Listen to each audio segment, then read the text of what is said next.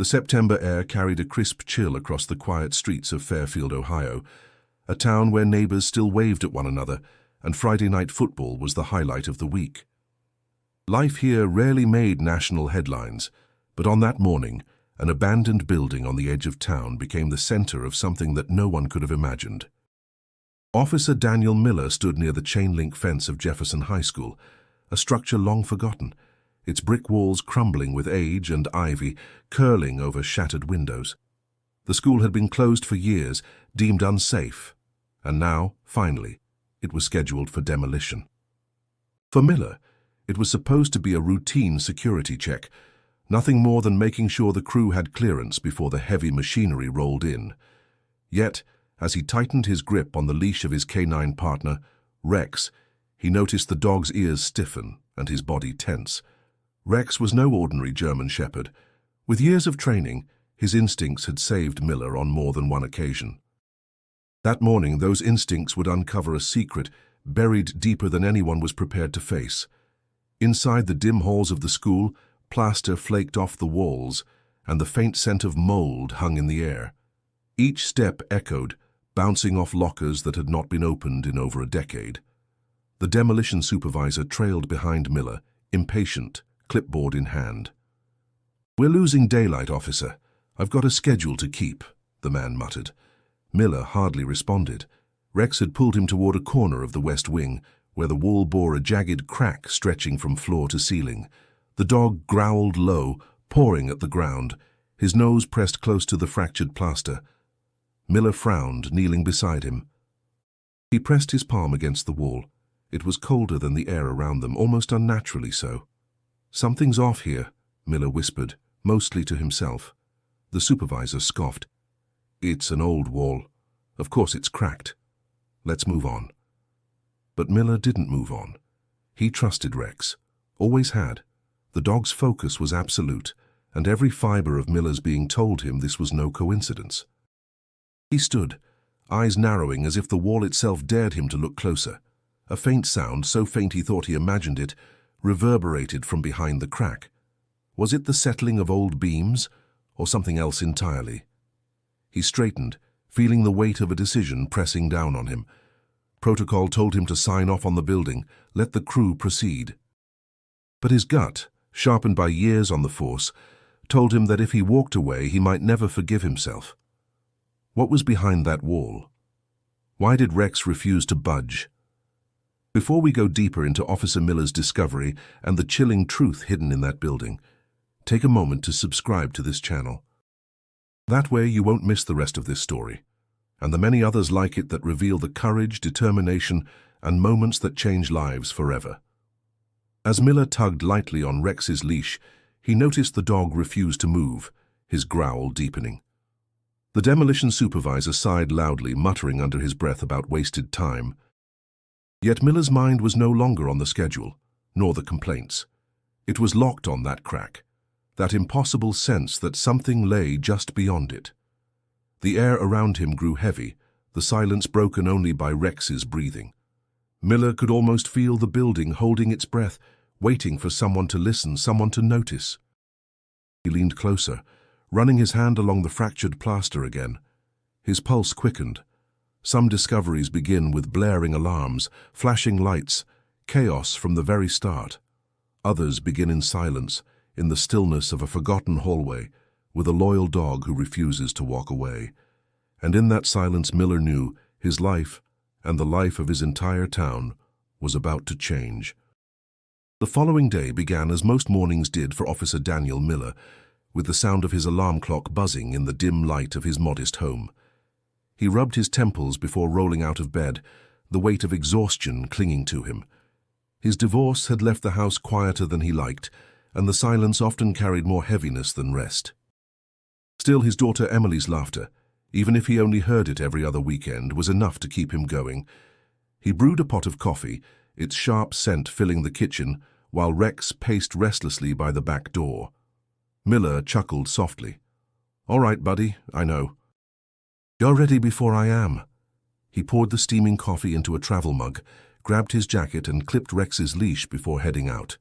The cool Ohio morning air carried the scent of cut grass and damp pavement, a contrast to the stale air of the abandoned school that still lingered in Miller's memory. At the precinct, chatter buzzed as officers compared routine reports and weekend plans. Miller kept mostly to himself, nodding greetings before settling at his desk. A stack of files waited for him, cases of shoplifting, traffic violations, and the occasional burglary, ordinary crimes of a small town. Yet beneath those ordinary cases lay something far more unsettling. A file on missing children. Some of the names stretched back nearly 20 years, unsolved and haunting. "Morning, Miller," Officer Karen Lopez called out as she passed his desk, her dark hair tied neatly back. "You look like you didn't sleep."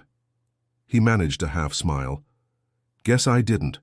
Still thinking about Jefferson High. Rex wouldn't let that wall go." Karen tilted her head. "Dogs feel things we don't. Maybe you should trust him." He nodded, though her words only echoed what he already felt. Trusting Rex was second nature, but convincing others was always harder. After his shift, Miller drove across town to pick up Emily from her mother's house.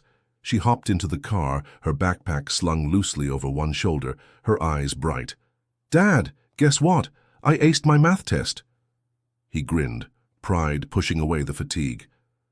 "That's my girl." "I knew you'd crush it." Emily chatted about school and friends as Miller listened, his heart torn between gratitude for these moments and guilt that they came in fragments. Divorce had left its scars, but he tried not to let her see how deeply it weighed on him. She was 13 now, caught between childhood and the teenage years, and he knew she needed stability more than anything. Later, back at the house, they shared dinner, simple spaghetti with garlic bread, Emily's favorite. The warmth of her laughter filled the kitchen, reminding Miller of what he fought for each day. Yet, when she asked casually, "Dad, do you ever worry about your job being dangerous?" He hesitated. "I do," he admitted, meeting her eyes. "But Rex and I are careful, and we do it to keep people safe." "That's what matters." She nodded, though he saw the flicker of worry she tried to hide. He reached across the table, giving her hand a reassuring squeeze. "You're the best part of my day, Em. Don't forget that." That night, after dropping Emily back at her mother's, Miller sat on the couch, Rex curled at his feet. The house felt empty again, the silence pressing against him. He opened the missing children's file once more, flipping through photographs of young faces that had vanished without explanation. The unease from Jefferson High resurfaced, sharp and persistent. He couldn't shake the feeling that something connected the building's silence to those unsolved cases. Rex stirred, lifting his head as if sensing Miller's unease. Miller ran a hand along the dog's back, whispering, "We're not done with that school, are we?" The dog's steady gaze answered for him. The next morning, a pale fog lingered over Fairfield, softening the outlines of rooftops and trees as the sun struggled to break through. Officer Miller sipped his coffee in silence while Rex paced at the door, restless. The dog's unease mirrored Miller's own thoughts. No matter how hard he tried to focus on routine, his mind circled back to Jefferson High and that cracked wall. At the precinct, the demolition supervisor was waiting, arms crossed, tapping his boot impatiently. "Officer, we need clearance to move forward." "That building isn't going to tear itself down, and every day we delay costs money." Miller kept his tone even. "I told you yesterday there's something in that West Wing I don't like. Rex wouldn't let it go, and I'm not ignoring that." The man scoffed. "With all due respect, you're putting too much stock in a dog. We've got engineers saying the structure's unstable. You want responsibility for someone getting hurt because we wasted time?" Miller leaned back in his chair, suppressing his irritation. He had dealt with pushback before, but dismissing Rex struck a nerve. "That dog has saved lives. When he signals, I pay attention." Their exchange drew the attention of Chief Reynolds, who approached with his usual air of authority, his salt-and-pepper hair neatly combed. "What's the issue here?" The supervisor wasted no time. "Your officer's holding up demolition over a cracked wall and a jumpy dog." Miller straightened. "It's not just a crack. Rex picked up something. I can't explain it, but I know it's important. The chief studied him for a moment, eyes narrowing. "Daniel, I need more than a hunch. You've got to give me something solid if we're delaying work." Miller swallowed, aware that his credibility was on the line. "Chief, I've trusted Rex for years. If we push ahead without checking and something's back there, we'll regret it." The chief sighed, rubbing his temples. "One more day, that's it. If you don't have evidence by then, we clear the site." The supervisor muttered under his breath, but didn't argue further. Miller nodded, silently relieved, but knowing the clock was ticking. Later, walking the halls of Jefferson High again, Miller felt the weight of history pressing in. Dust motes floated in beams of light, cutting through broken windows, and the smell of damp plaster clung to the air. The silence was oppressive, broken only by the distant creak of shifting beams. Rex moved with sharp intent, ears pricked, nose working the air. Miller followed as the dog led him directly to the same cracked wall in the west wing. Rex sat firmly, tail stiff, eyes locked on the plaster. Miller crouched, running his fingers along the fracture again. The wall seemed ordinary, yet the coldness beneath his palm unsettled him. He pressed his ear close, straining to catch something, anything. At first there was nothing. Then faintly, a sound too soft to identify. His chest tightened. "Easy, boy," Miller whispered, more to steady himself than to calm Rex. The demolition supervisor hovered a few feet away, arms crossed, impatience radiating. "You hear ghosts in there, officer? Because I sure don't." Miller shot him a sharp glance.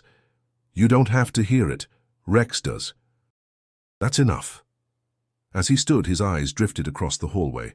Old lockers gaped open, their paint flaking. A faded banner still clung to the wall. Jefferson High, home of the Eagles. Once a place of pride, now reduced to ruin. The contrast gnawed at him. His gut screamed that something was hidden, something no one wanted to see. He couldn't prove it yet, but he knew walking away wasn't an option. With only a day left before the crew resumed work, Miller faced the rising tension between duty, instinct, and the wall that seemed to guard a secret of its own. The morning sky hung heavy with grey clouds as Officer Miller returned to Jefferson High, with Rex at his side. The building loomed ahead, its decaying walls streaked with rainwater, as if the past itself wept through the cracks. He had only hours before the demolition crew resumed their work, and every step carried the weight of urgency. Chief Reynolds had reluctantly agreed to send a small team to assist, though his skepticism was clear in the clipped tone of his briefing. 2 patrol officers stood near the entrance waiting, while the demolition supervisor lingered nearby, his expression sour. "Make it quick," the supervisor grumbled. "We're bleeding money every hour this place stands." Miller ignored the jab, his focus locked on Rex, who pulled the leash taut, leading the way with unmistakable determination. The echo of their boots reverberated through the empty corridors, the silence broken only by the drip of water from leaky pipes. They reached the west wing, where the fractured wall stretched upward like a scar. Rex barked sharply, pawing at the base of the plaster. Miller knelt, his hand brushing the crack, feeling again the unnatural chill. He looked over his shoulder at the officers. "Get the equipment," he ordered. The demolition supervisor shook his head. "You can't be serious, it's a wall." Miller's voice hardened. "Then let's prove it." Reluctantly, the crew brought in tools. The sound of chisels striking plaster rang through the corridor, echoing with a sharpness that made Miller's skin crawl. Dust filled the air, stinging eyes and throats. With each strike, the wall seemed to resist, as if guarding what lay behind. Finally, a section gave way, crumbling under the force of their efforts. Behind the plaster was not solid brick, but darkness, an opening leading into a narrow corridor. A stale draught poured out, heavy with the smell of damp concrete and something else, something metallic, faint but unsettling. The temperature dropped, and even the officers exchanged uneasy glances. Miller shined his flashlight inside. The beam cut through the gloom, illuminating walls of unfinished stone, rough and uneven. The passage stretched farther than expected, narrow enough that shoulders brushed against the damp surface when entering. "Jesus," one officer whispered. "This isn't on any blueprint," Rex growled low, his hackles raised. Miller crouched slightly, his hand steady on the leash. "Easy, boy. We've got it." Step by step, the group moved forward. Their breaths echoed in the confined space, the sound bouncing unnaturally off the stone. Cobwebs brushed their arms, and the smell grew stronger the deeper they went, like rust, old wood, and stagnant air trapped for decades. The corridor ended at a steel door, its surface scarred with age, rust streaking down like dried tears. A heavy lock dangled from the handle, thick and corroded. Miller ran his hand across the cold metal, his pulse pounding. One of the younger officers swallowed hard. This doesn't feel right." Miller's voice was low, steady. "It isn't. But we're here now." The demolition supervisor hovered at the back, arms crossed tightly, as though refusing to step closer. His earlier impatience had shifted into something quieter, fear disguised as disdain. "That door's sealed for a reason." "We should leave it." Miller turned sharply. "We don't leave questions unanswered, not when Rex brought us here." The lock was brittle with rust, but stubborn. With effort, one of the officers wedged a crowbar against it, metal grinding against metal. The corridor filled with the grating screech of iron protesting its release. The sound set Miller's teeth on edge. At last, with a sharp crack, the lock snapped. The door groaned as it shifted, hinges stiff from years of disuse. A gust of stale, cold air rushed out, carrying with it an oppressive stillness. Rex barked furiously, lunging forward, restrained only by Miller's grip. He exchanged tense glances with the others. Every instinct screamed that whatever lay beyond was no ordinary room. The threshold seemed to wait, daring them to cross. And as Miller pushed the heavy door open, darkness gave way to the sight that would change everything. The steel door creaked as it swung open, its hinges screaming in protest after years of silence. Miller lifted his flashlight, the narrow beam piercing the darkness. For a moment, the room beyond seemed empty, just another forgotten space buried within the school's foundations. Then, movement. Small, hesitant, like the shifting of shadows. Rex barked sharply, straining against the leash. Miller's heart thudded in his chest. "Hello?" his voice echoed, trembling slightly despite his effort to keep it firm. The light swept across the room, revealing rows of metal bunk beds lined against the damp concrete walls. Thin mattresses lay rumpled, some covered with old blankets, others bare. Scattered across the floor were tin cans, plastic jugs of water, and scraps of paper. The air reeked of mold and sweat, heavy with the unmistakable scent of human presence. Then he saw them. Eyes. Dozens of wide, terrified eyes reflecting the flashlight's beam. From behind the bunks, from corners and shadows, children emerged slowly, their movements timid and uncertain. Some clutched each other's hands, others hugged themselves tightly, as if shielding against the very light that revealed them. "Oh my God," whispered one of the officers, his voice cracking. "They're kids." "They're all kids." Miller's throat went dry. 27 small figures now stood in the open, their faces pale, their hair unkempt, clothes tattered.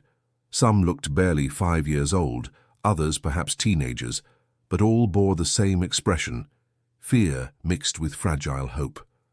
A little boy with sunken cheeks stepped forward, his voice a whisper. Are you here to take us out?" Miller's chest constricted. He crouched low, meeting the boy's eyes, his voice steady though his hands trembled. "Yes, you're safe now. We're here to help." The children exchanged nervous glances. A girl with tangled blonde hair tugged at the boy's sleeve. "What if he comes back?" she whispered. "Who?" Miller asked gently, though a chill spread down his spine. "The man," the girl murmured. "The man who brings us here." Behind him, the other officers shifted uneasily. The room seemed to close in, the weight of what they had uncovered pressing against their chests. Miller forced himself to remain composed. "He's not here now, and we won't let him hurt you again, I promise." The boy's lower lip trembled, but he nodded faintly. One of the older children, a boy of about 15, stepped forward, his shoulders squared in quiet defiance. "They said no one would ever find us, that the walls would keep us hidden forever." His voice carried both anger and exhaustion. Miller met his gaze, admiration flickering through his shock. Well, Rex didn't listen to those walls. And neither did we. The teenager gave a small nod, though mistrust lingered in his eyes. As the flashlight beam swept the room, more details emerged. Chains bolted to the wall, though most hung empty now. A stack of worn shoes in the corner, drawings scribbled on scraps of cardboard, sunsets, houses, stick-figure families, silent cries for a world beyond this place. Miller felt his stomach twist. He clenched his jaw, forcing down the wave of anger rising in him. This was not the time to give in to rage. The children needed calm, not fury. He spoke into his radio, his voice steady but urgent. We need medical units, counselors, and full backup at Jefferson High. We've got 27 survivors. Static crackled before the dispatcher responded, shock in her tone. Did you say 27? Confirmed 27.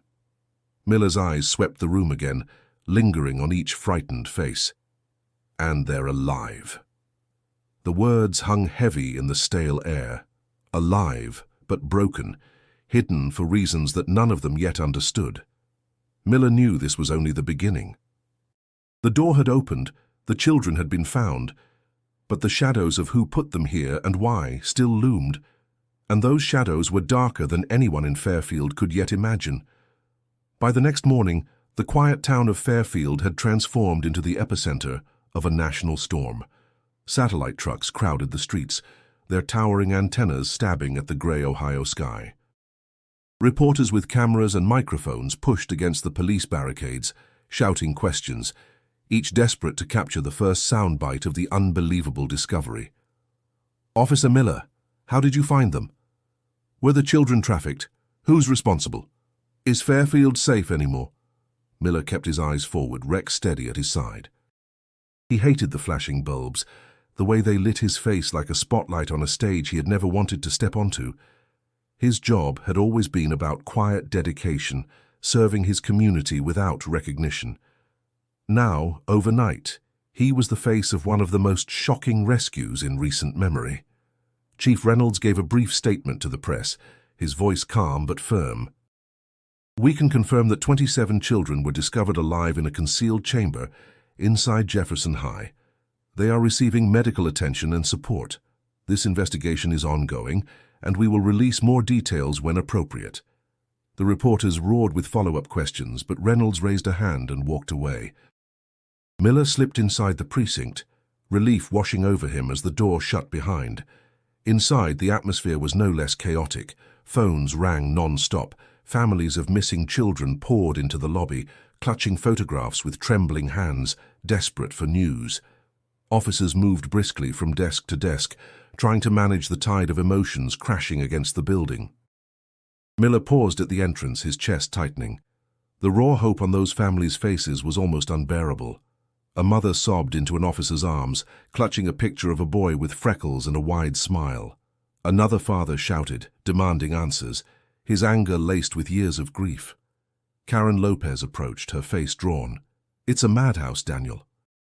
Half the kids are already being identified.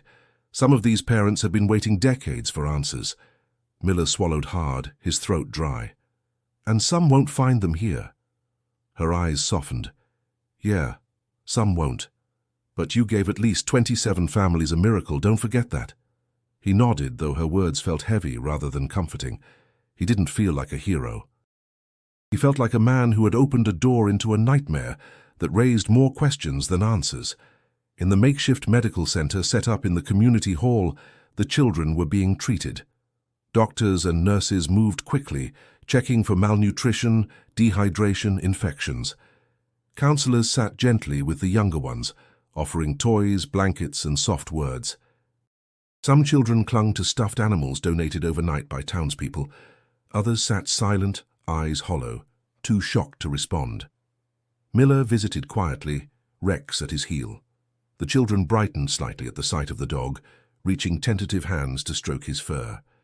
For a moment their fear softened, replaced by small smiles. One little girl whispered, "He's the one who found us, isn't he?" Miller crouched, his voice gentle. "Yeah, Rex is the bravest partner I've ever had." The girl nodded, resting her cheek against Rex's back. Still, beneath the fragile moments of comfort, Miller sensed the enormity of what lay ahead. These children were alive, yes, but scarred. Their recovery would be long, and the shadow of whoever had kept them hidden still stretched across the town. Later that night, Miller sat alone in his car, watching the crowds of reporters still camped outside the precinct. The flashing lights reflected off his windshield, blurring into streaks of white and red. He rubbed his face, exhaustion dragging at him. For every headline praising the hero officer and his dog, Miller felt a deeper dread gnawing inside. This was not the end of the story. It was only the beginning, and he knew the storm would only grow stronger. 2 days after the discovery, the FBI descended on Fairfield. Black SUVs lined the street outside the precinct, their tinted windows reflecting the restless crowd of reporters still swarming the area. The arrival of federal agents brought a new kind of tension, a sense that the case had grown far beyond the capacity of a small-town police department. Agent Sarah Collins stepped out of the lead vehicle, her dark suit pressed, her hair tied back in a no-nonsense bun. Her reputation had preceded her, relentless, precise, known for tearing apart trafficking networks that others had missed. She carried herself with a sharp authority that filled the room when she entered. "Officer Miller?" she asked, her tone clipped as she extended a firm handshake. "That's me," Miller replied, gripping her hand with equal firmness. Rex shifted beside him, studying her with cautious eyes. Collins gave the dog a brief glance, then looked back to Miller. "I've reviewed the preliminary reports. 27 children found alive in an unregistered structure beneath Jefferson High. No signs yet of the individuals responsible." "That about right?" "That's right," Miller said. "And the kids are starting to talk slowly. They're scared. Some don't even remember how long they've been down there." Collins nodded curtly. "We'll handle the interviews from here. Our specialists are trained for this kind of trauma." Miller's jaw tightened. "With respect, these kids trust the local officers. They trust Rex.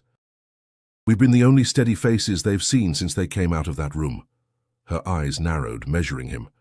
"I'm not here to win popularity contests. I'm here to dismantle whoever did this." The tension between them crackled. Miller recognized her determination. It mirrored his own. But her brusque dismissal of the local role rubbed him raw. Still, he bit back his frustration. This wasn't about pride. It was about the children. Later in the community hall-turned-recovery center, Collins observed quietly as Miller and Rex walked among the children. A boy no older than 10 reached out to Rex, giggling nervously as the dog licked his hand. Miller knelt beside him. "You doing okay, buddy?" Miller asked softly. The boy hesitated before whispering, "He always told us no one would find us, but you did." Collins caught the exchange, her expression softening for just a moment before her professional mask returned. That evening, in a cramped office littered with files and photographs, Collins spread out maps across the table. Red pins marked missing children cases stretching across Ohio and neighboring states. "Some of these kids were reported missing 10 years apart," she explained, her finger tracing the lines. "Different counties, different circumstances, but they all ended up in the same place. That means a coordinated system." Miller leaned over the table, studying the patterns. So Jefferson High was more than just a hiding place. It was part of something bigger. Collins nodded. "And if we don't move fast, whoever's behind this will vanish before we close in." Miller's mind raced. The enormity of the operation unsettled him, but it also fueled his resolve. "I don't care if it's bigger than Fairfield. I'm not walking away. I was there when Rex found that wall. I'm staying with this until we know the truth." For the first time, Collins's sharp demeanor softened into something almost like respect. "Then we work together. But understand this. What we're about to uncover won't just test your skills as a cop. It will test every part of who you are." Miller met her gaze steadily. "Then let's start testing." The room fell silent for a moment, the weight of the task pressing down on both of them. Outside, the town buzzed with rumors, fear, and hope. Inside, a fragile alliance had begun, one that would determine how deep into the shadows they were willing to go. The interviews began slowly. The children, fragile and hesitant, spoke in fragments, as if their memories were shards of glass they were afraid to touch. Counselors sat with them in softly lit rooms, but often it was Rex's presence that unlocked the silence. When the dog lay at their feet, tales of sentences turned into full whispers. One boy, maybe 8 years old, clutched a blanket tightly as he spoke to Miller. "He told us to call him Mr. Gray. Said names don't matter, just that one." Miller leaned forward, his tone gentle. "What did Mr. Gray look like?" The boy shook his head, eyes filling with tears. "We never saw his face. He wore a mask, always grey clothes, always gloves." Across the room, Agent Collins scribbled notes, her expression unreadable. She spoke after a pause. "A pseudonym. There could be anyone, but it's consistent. Several of the kids have said the same thing." Miller exhaled slowly. The absence of a face made the figure feel even more monstrous. Later, combing through old records, Collins and Miller dug into the history of Jefferson High. The building had been shuttered for safety issues nearly 15 years earlier, but Miller noticed a troubling detail. 3 staff members went missing after the closure. 2 janitors and an assistant administrator. Their cases were written off as unrelated disappearances. Collins tapped the file. That's not coincidence. Either they knew too much or they were part of it. They drove through Fairfield streets that evening, the town's calm facade betraying none of the tension hidden beneath. As they passed shuttered storefronts and quiet diners, Miller spoke what had been gnawing at him. If Jefferson High was used for this, then someone local had to be involved. No outsider could have hidden a whole chamber without help. Collins's gaze stayed fixed on the road. "That's exactly what worries me. This doesn't happen without connections, political, financial, or both. People who could ensure questions weren't asked." The thought made Miller's stomach tighten. He had grown up here, walked these streets as a kid, trusted the people who shaped the town. Now he wondered how deep the betrayal ran. That night, as he pulled into his driveway, a black sedan sat parked across the street. Its windows were dark, engine off, but the presence was unmistakable. Miller lingered in his car, Rex growling softly from the passenger seat. When Miller stepped out, the sedan pulled away slowly, turning the corner without headlights. The message was clear. Someone was watching. Inside, Miller paced, adrenaline burning through his veins. He picked up the phone and called Collins. "They're trying to scare you," she said flatly, after hearing his account. "That means we're close to something. They wouldn't waste the effort otherwise. Or it means they know who I am, where I live, and that I've got a daughter," Miller snapped, his voice rougher than intended. Collins's silence stretched before she replied. "Then we don't back down. We push harder." The next day, a breakthrough came from an unlikely source. A retired janitor named Henry Lawson, now living in a small apartment outside town, agreed to speak. His hands shook as he lit a cigarette, eyes darting nervously. "I remember when they shut the school down," he said. "But some nights I saw lights on. Thought maybe it was cleanup crews, but then there were deliveries at odd hours, crates, construction materials. They told me to keep quiet, that it was storage for city records." Miller asked carefully, "Did you ever see who gave those orders?" Lawson hesitated, then nodded. "An administrator, always wearing grey. Never saw his face clear, but he had a limp. Left leg." Collins's pen froze mid-scribble. "A limp. That narrows it." Miller leaned back, unease gripping him. The shadow of Mr. Gray had grown sharper, but still remained out of reach. The investigation pressed forward, but Miller's personal life began to crack under the strain. His daughter Emily had always been his anchor, the one steady light in the storm of his divorce and demanding job. Yet now she found herself unwillingly pulled into the chaos surrounding the case. At school, whispers followed her through the halls. "That's Miller's kid," students murmured. Some spoke with awe, others with cruel curiosity. One afternoon, Emily called her father in tears. "They won't stop talking about it, Dad. They ask me if I saw the kids, if I knew about the room. Some say you're lying for attention." Miller clenched the phone, his jaw tightening. "Emily, listen to me. None of this is your fault. You don't have to answer to anyone about what I do." Her voice cracked. "But it feels like they're watching me, like I'm part of it. I just want it to go away." After the call, Miller sat in his car for a long time, the engine silent, Rex resting his head on his lap as if sensing his turmoil. The pride he had felt at uncovering the hidden chamber now tangled with guilt. His daughter was paying the price for his work, and it cut deeper than any threat from shadows lurking in Fairfield. At the precinct, exhaustion showed in his every movement. Dark circles under his eyes betrayed sleepless nights spent staring at old files. Agent Collins noticed. "You're burning out, Miller," she said quietly one evening as they sorted through evidence. "You're not eating right, and you look like you fought 10 rounds with your own conscience." He gave a humorless chuckle. "Maybe I have. Emily's struggling because of all this. I can't help her and chase Mr. Gray at the same time. Something's got to give." Collins studied him, her expression softening for the first time since they'd met. "You think walking away will protect her? If you stop now, this man, whoever he is, stays free. And then it's not just your daughter at risk, it's every child in towns like this." Miller met her eyes, the truth in her words colliding with the ache in his chest. He knew she was right, but that didn't lessen the weight of Emily's tears still echoing in his ears. That night, unable to face his empty house, Miller drove aimlessly through Fairfield. Streetlights cast pale halos over quiet roads. Families sat inside warm homes, lives untouched by the horrors hidden in Jefferson High. He envied them, yet felt more distant from that normalcy than ever before. He pulled over near a small park where Emily used to play as a child. Memories of her laughter filled his mind, cutting deep against the silence. Rex nudged him gently, as though reminding him that he wasn't alone. Miller ran a hand along the dog's fur. "You're the only one who doesn't ask for more than I can give, huh?" Rex leaned into him, steady and loyal, a living reminder of the instincts that had led them here in the first place. Still, doubt gnawed at Miller. He questioned his choices, his ability to balance the badge with fatherhood. Was he failing Emily in trying to protect others? Was he sacrificing the one person who mattered most?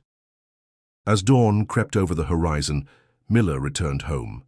He sat at the kitchen table, head in his hands, the silence suffocating. Yet beneath the fatigue, a flicker of resolve remained. The walls around Jefferson High had concealed the truth for years. If he gave up now, those walls would stand again, this time inside him. Miller knew he couldn't let that happen. Not for the children, not for Fairfield, and not even for Emily, no matter how much she hated the spotlight. He had to keep going, even if the cost was personal. The case had stalled for days, tension building like a storm that refused to break. Files piled high, interviews blurred together, and each lead seemed to evaporate under scrutiny. Miller's frustration grew sharper with every hour, until one evening when an unexpected discovery reignited the investigation. A demolition crew clearing debris from Jefferson High's basement uncovered a sealed compartment. Inside lay a battered ledger, its leather cover cracked, pages yellowed with time. The foreman handed it over reluctantly, muttering, "Probably just old school records." But Miller knew immediately this was no ordinary logbook. Scribbled inside were columns of names, dates, and strange notations. Some names matched children still missing. Others were marked with codes he didn't understand. The handwriting shifted between entries, suggesting more than one person had contributed. Agent Collins spread the ledger across a desk under the harsh light of the precinct. "This isn't random," she said, tracing a finger over the columns. "Look here. Dates lined up with reported disappearances. And these initials at the end of each line, almost like signatures." Miller leaned in, his pulse quickening. "It's a record, a transaction list." "Exactly," Collins replied. Her voice was calm, but her eyes betrayed a flash of anger. Someone kept meticulous notes of every abduction. These kids weren't just hidden, they were part of a system. The realization hit Miller with the weight of a hammer. The room seemed to shrink around him, the air heavy with the knowledge that Jefferson High wasn't just a crime scene, it was a hub. Later that night, Collins brought in a cryptographer from the FBI's cyber unit. Together, they worked through the codes, breaking down abbreviations and symbols. Hours passed in silence, punctuated only by the scratching of pens and the clicking of keyboards. Finally, the cryptographer sat back. "These aren't just initials," he said. "They're route markers, locations tied to each child. Some extend across state lines: Indiana, Kentucky, even Pennsylvania. This was a network. Miller clenched his fists, the weight of betrayal pressing down harder. Fairfield had never been isolated from the world's darkness. It had been part of its machinery. But the breakthrough didn't end there. A retired janitor, Henry Lawson, who had already spoken cautiously about nighttime deliveries, returned with more details after hearing about the ledger. His voice shook as he described a night when he stumbled across boxes being unloaded into the school basement. "They told me it was record storage," Lawson said, staring at his trembling hands. "But I heard sounds, whimpers like kids trying not to cry. I didn't ask questions, I should have, but I was scared. Then one day they let me go. No explanation. Just gone." Miller sat across from him, his voice low but steady. "Do you remember who gave the orders?" Lawson nodded slowly. "It was one of the administrators, always wore a grey suit. He had a limp left leg dragging just a little. People called him Mr. Grey like it was a nickname." Collins's eyes flicked toward Miller, tension sharp between them. So the name wasn't just for the children, it was his identity inside the system. The room fell silent, the pieces clicking into place with chilling clarity. That night Miller returned home, the ledger's images seared into his mind. Emily's laughter from old memories clashed with the rows of names written by someone who saw children as marks on a page.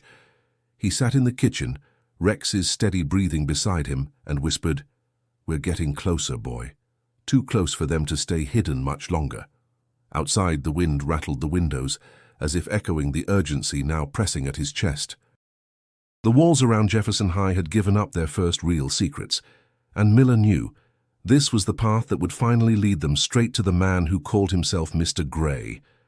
The ledger changed everything. Once the FBI cross-referenced the coded routes with financial records, a new picture emerged: wire transfers, shell companies, and suspicious donations all tied back to Fairfield. At the center of it all stood a name Miller had known for years: Richard Hallstrom, a respected businessman who had sponsored school programs and funded community projects. Collins slammed the file onto the desk. Hallstrom Industries moved money through non-profits that supposedly supported after-school programs. In reality, they funneled cash into this network. Miller stared at the glossy photo of Hallstrom shaking hands with the mayor at a ribbon-cutting ceremony. The man had donated to the police fundraiser 3 years earlier, smiling as if he had nothing to hide. The betrayal made Miller's chest burn. "He's been right under our noses the whole time," Collins nodded grimly. "And he's careful. The ledger doesn't list his name, but the accounts tie back to his businesses. That makes him dangerous." Pressure soon followed. City officials warned them to tread lightly, insisting Hallstrom was untouchable. Miller received veiled comments from acquaintances: "Be careful who you accuse." The message was clear: stop pushing, but Miller couldn't stop. One evening, he and Collins drove through the outskirts of town, tracking suspicious deliveries tied to Hallstrom's trucking company. They tailed a semi through back roads until it pulled into a warehouse at the edge of an industrial park. The building was dark, unmarked, and isolated. "Looks like a drop site," Collins whispered. Miller felt the hairs on his arms rise. He parked a distance away, lights off, watching through binoculars as men unloaded crates into the warehouse. Their movements were quick, cautious, too deliberate for routine shipping. Rex shifted in the back seat, restless. Miller stroked his head. "Easy, boy. We're not rushing in blind." Hours passed before they saw an opportunity. One truck left and only 2 guards remained outside. Miller and Collins slipped closer under cover of shadows, hearts pounding. The air smelled of oil and rust, the faint hum of machinery buzzing from inside. They crouched near a side window, peering in. Stacks of crates filled the space, some marked with codes identical to those in the ledger. "We need backup," Collins whispered. Miller nodded, but before he could respond, Rex growled low. Miller turned just in time to see a guard rounding the corner, flashlight beam cutting through the dark. "Hey!" the guard shouted, reaching for his radio. Instinct took over. Miller lunged, tackling the man before he could call for help. They wrestled in the dirt, fists striking, breath ragged. The man was strong, but Miller's determination burned hotter. With Rex snapping at the man's sleeve, the fight ended quickly. Collins hissed, "We've got to move before the others notice." They scrambled back toward the car, adrenaline surging. But as they started the engine, headlights flared behind them, another vehicle barreling down the road. "Go, go, go!" Collins shouted. Miller slammed the gas, tires screeching as the SUV lurched forward. The pursuing vehicle closed in fast, its engine roaring. The chase tore through backroads, gravel spraying, headlights cutting through the night like blades. Rex barked wildly, thrown against the seat, as Miller swerved around a sharp bend. The pursuing truck clipped their rear bumper, sending the car jolting sideways. Miller gritted his teeth, fighting to keep control. "Hold on!" he yelled. With a desperate maneuver, Miller veered onto a narrow bridge, the pursuer skidding behind them. At the last second, the truck lost traction, spinning into the guardrail. Metal screeched, sparks flew, and the vehicle crashed hard, giving Miller just enough time to escape.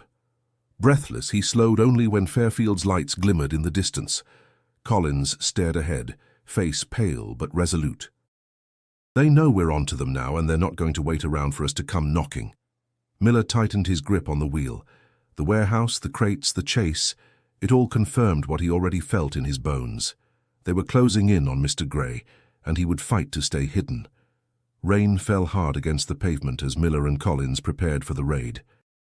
The warehouse had been under surveillance for 48 hours, and now they had enough evidence to move in. Tactical teams lined the perimeter, weapons ready, radios crackling with coded chatter. The storm mirrored the tension in the air, each drop drumming like a countdown. Miller tightened Rex's vest, fastening the last strap with steady hands that belied the storm inside him. "Are you ready, partner?" he murmured. Rex's sharp bark answered with certainty. Collins approached, her face set in grim focus. "Intel says they're moving the crates tonight. If we wait, we lose them. But this won't be clean. These people won't go down quietly." Miller nodded. "Then we don't give them a chance." The team breached the warehouse at midnight. The door slammed open, shouts filled the air, and beams of light cut through the darkness. Inside, the suspects scrambled, men in work clothes dropping boxes, others reaching for weapons. Chaos erupted. "FBI, hands where we can see them," Collins commanded, her voice fierce and unyielding. But the traffickers didn't surrender easily. One of them grabbed a radio, barking orders into the static. Another shouted back, "Burn it all, no evidence!" Miller's stomach clenched. If they destroyed those crates, the proof of the network would vanish. He charged forward with Rex at his side, weaving between stacks of boxes as gunfire cracked. Splinters of wood burst into the air, the acrid smell of gunpowder filling the room. One suspect bolted toward the exit with a lighter in hand. Miller sprinted, heart hammering, and tackled him before the flame could touch the fuel-soaked rags piled near the crates.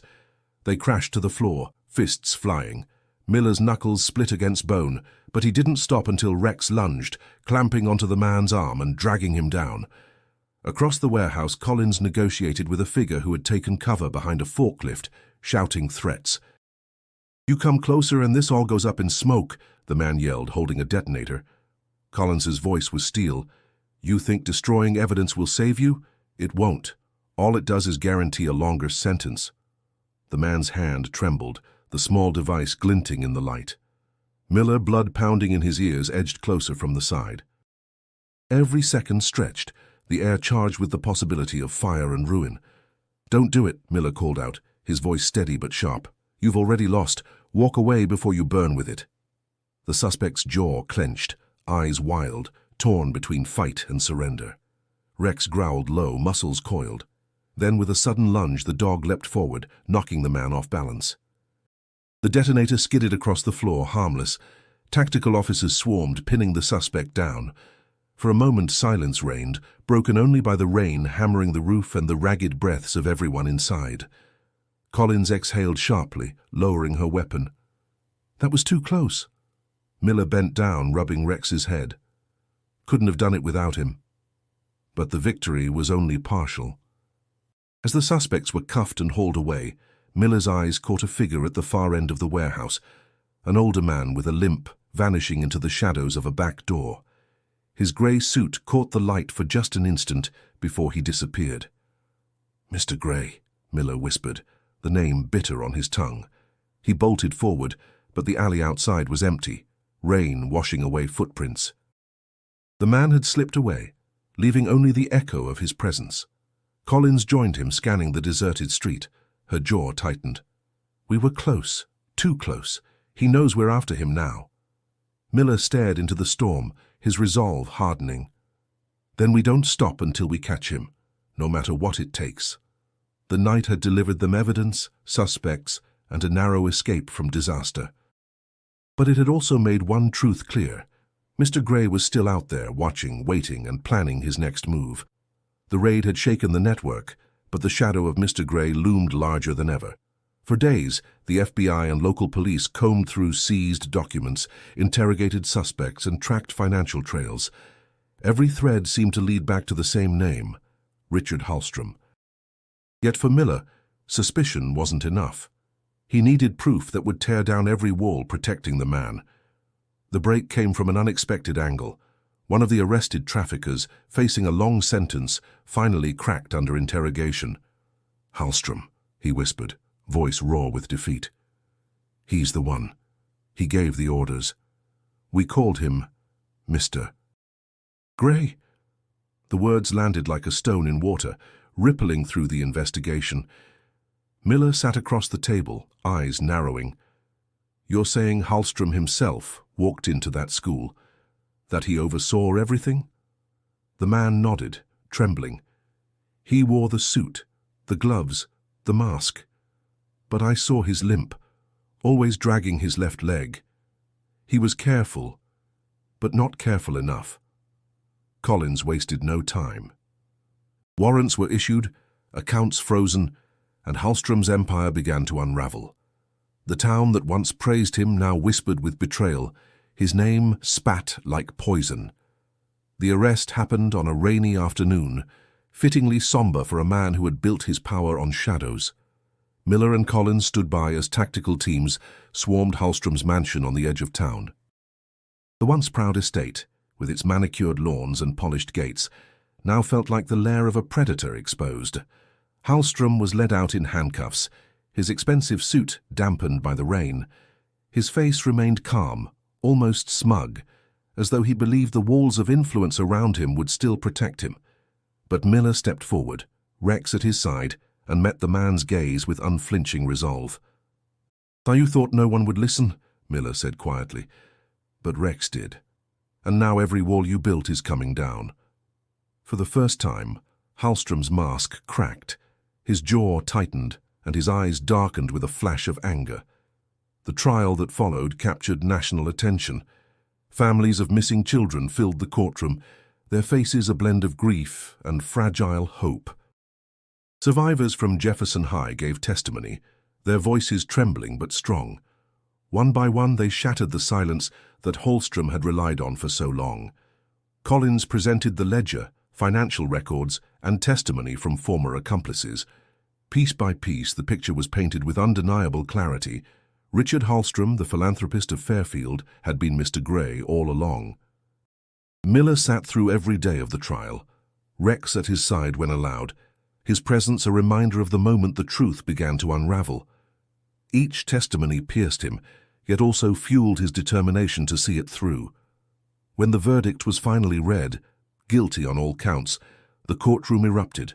Families wept, some embracing, others collapsing under the release of years of torment. Miller felt the weight in his chest ease, though he knew justice could never erase the scars.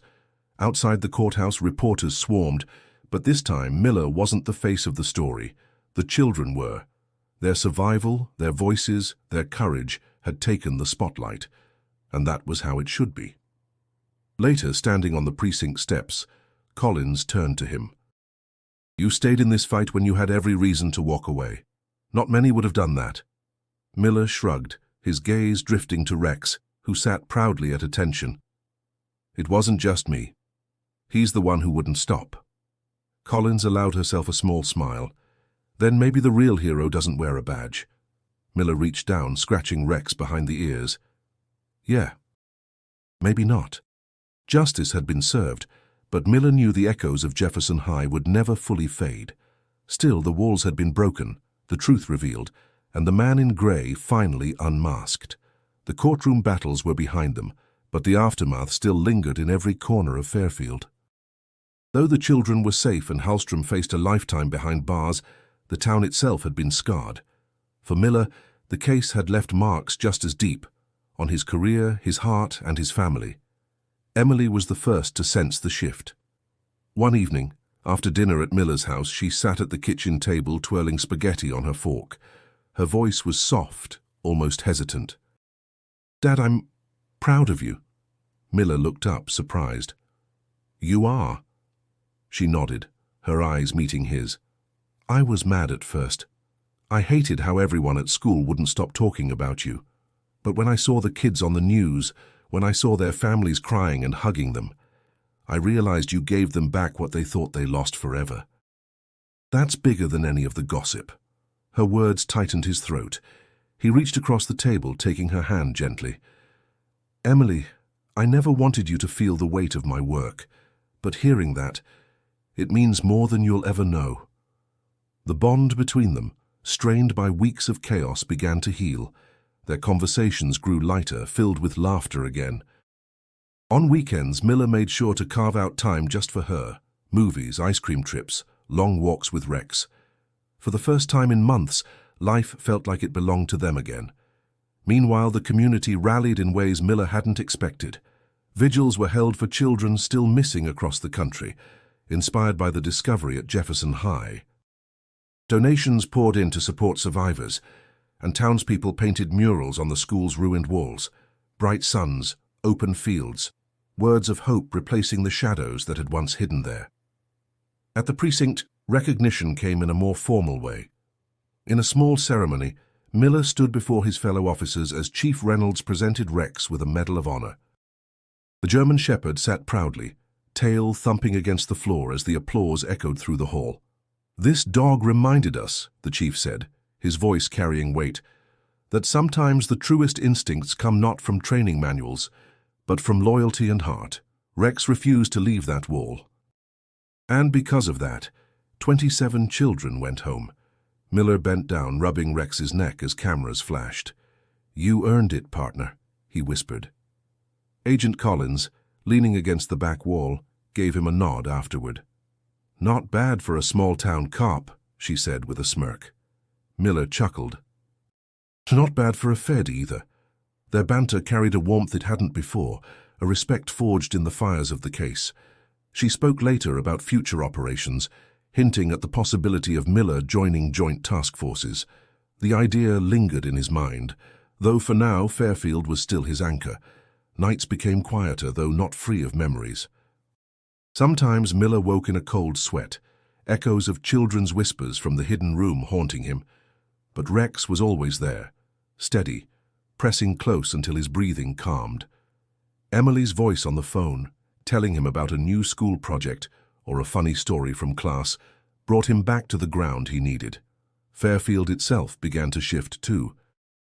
Neighbors who once avoided difficult conversations now spoke openly about vigilance, about never ignoring strange sounds or unexplained disappearances again.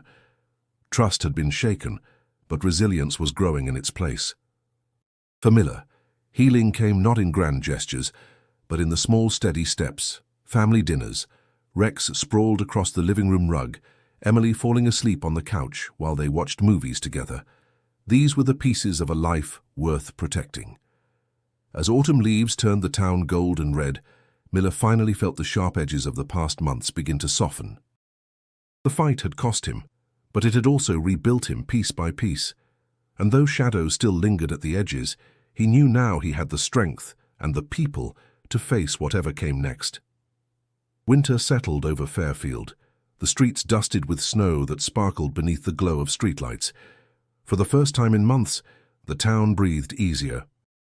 The courthouse steps were no longer crowded with cameras, the precinct phones no longer rang with frantic calls, and Jefferson High, once a monument to silence and secrets, stood sealed and awaiting demolition. Officer Daniel Miller walked those quiet streets with Rex trotting beside him, the dog's breath puffing white in the cold air. Every crunch of snow beneath his boots carried a reflection of the journey that had brought them here. He stopped near the old chain-link fence around Jefferson High, staring at the building that had changed his life. Its broken windows and sagging roof looked even more defeated under winter's weight, but Miller no longer saw just decay. He saw the hidden truth that had been ripped from its walls, the 27 faces that had stepped back into the light. Emily's voice echoed in his mind from a conversation days earlier. "Dad, you always said your job was about protecting people. I didn't understand before, now I do." Those words had become his quiet victory. The case hadn't only saved children, it had rebuilt the bridge between father and daughter. Collins had since moved on to another operation in a different state, but before she left, she told him, "What you did here will ripple far beyond Fairfield. People will remember." Miller hadn't wanted to be remembered. He just wanted the children safe. But he realized memory mattered. If the town remembered, it would stay vigilant. If the country remembered, it might save others. He crouched down, rubbing Rex's ears, his voice low. "You were the one who refused to move. You wouldn't let me walk past that wall. Guess I owe everything to you." Rex wagged his tail, eyes gleaming with the uncomplicated loyalty that had carried them both through darkness. In the weeks following the verdict, Miller received countless letters from families. Thank yous, stories of reunions, photographs of children smiling again. He kept them in a drawer, pulling them out on the hardest days to remind himself that the fight had been worth every sacrifice. But he also knew the scars ran deep. Healing for the survivors would take years, maybe lifetimes. Some would never escape the shadow of that room. That truth weighed heavy, but it also fueled him to keep serving, to keep standing watch. One evening, during a community gathering at the town hall, Miller was asked to speak. He stood at the podium, uncomfortable under the spotlight, his uniform crisp but his voice steady. "This case reminded us that evil can hide in plain sight," he told the crowd. "It doesn't always come from strangers in dark alleys. Sometimes it comes dressed in suits, shaking our hands, smiling at our children. That's why we can't afford silence. We have to listen to the instincts, to the voices, even to the cracks in the walls that others ignore. Because behind them, there may be a truth waiting to be uncovered." The room fell silent, then erupted in applause. Miller stepped back, his heart heavy but full, knowing his words were less about him and more about the resilience of Fairfield itself.